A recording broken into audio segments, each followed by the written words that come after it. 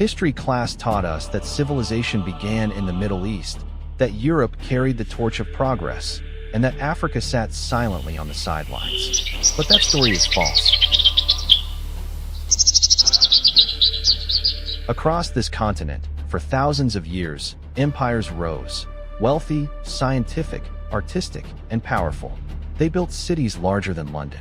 They mapped trade routes that shaped the world. They mastered metallurgy centuries before Europe. And many of their inventions, discoveries, and achievements still influence us today.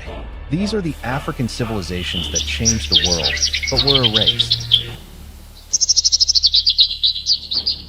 Our story begins with one of the earliest great empires of West Africa, the Ghana Empire. Not the modern country Ghana, but a kingdom that dominated West Africa from the 4th to the 11th century. Ghana was so wealthy that its ruler was described as the richest king on earth, long before the rise of Mali. Arab geographers wrote that the king sat in a pavilion decorated with gold, and even his dogs wore golden collars. But Ghana's real power wasn't just gold. It was trade engineering.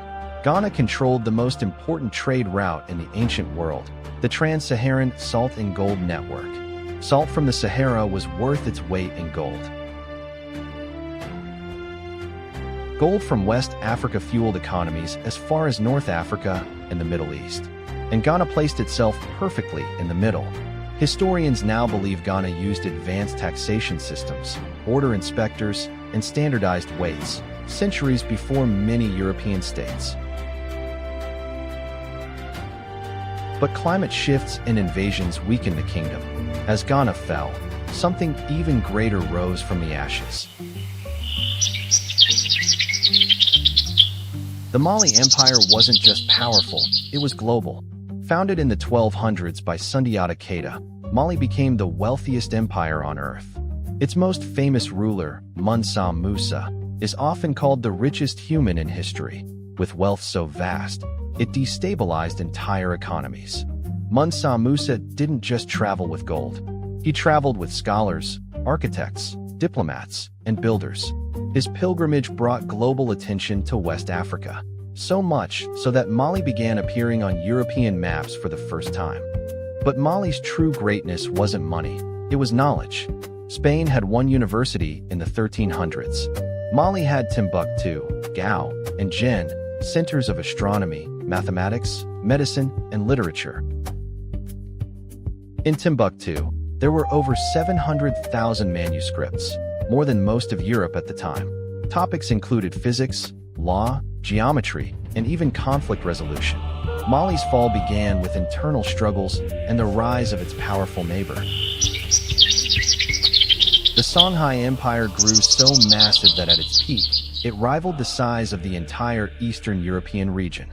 One of the largest empires in history, and yet barely mentioned in textbooks.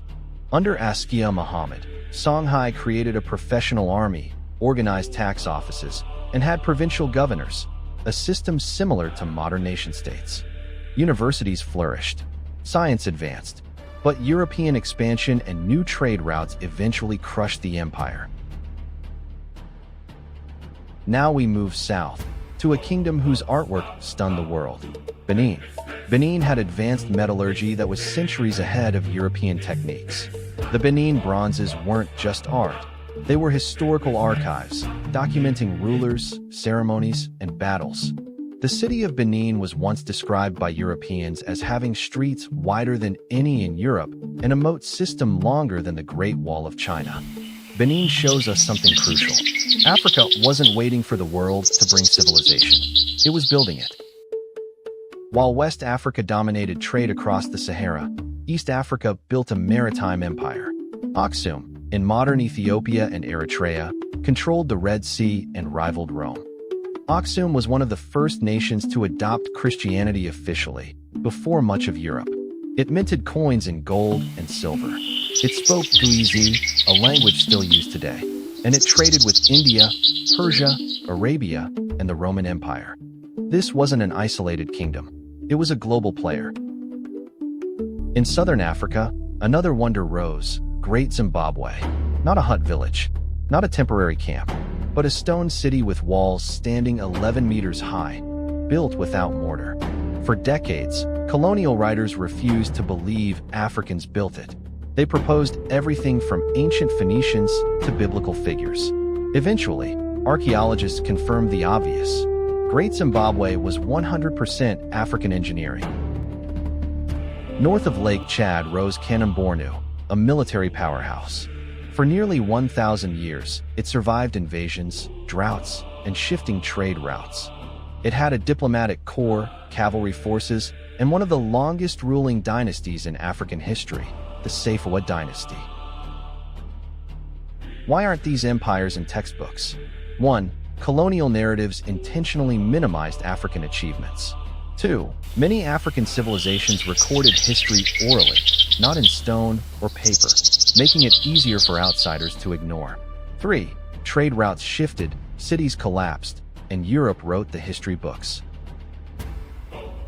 These empires changed the world in trade, art, science, architecture, and culture. Their legacy lives in music, language, engineering, and ideas that still shape modern Africa and the world. And this journey is far from over.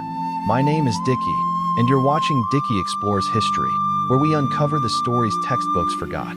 If you enjoyed this, hit that subscribe button, drop a like, and share this video so more people can learn the truth about Africa's hidden history.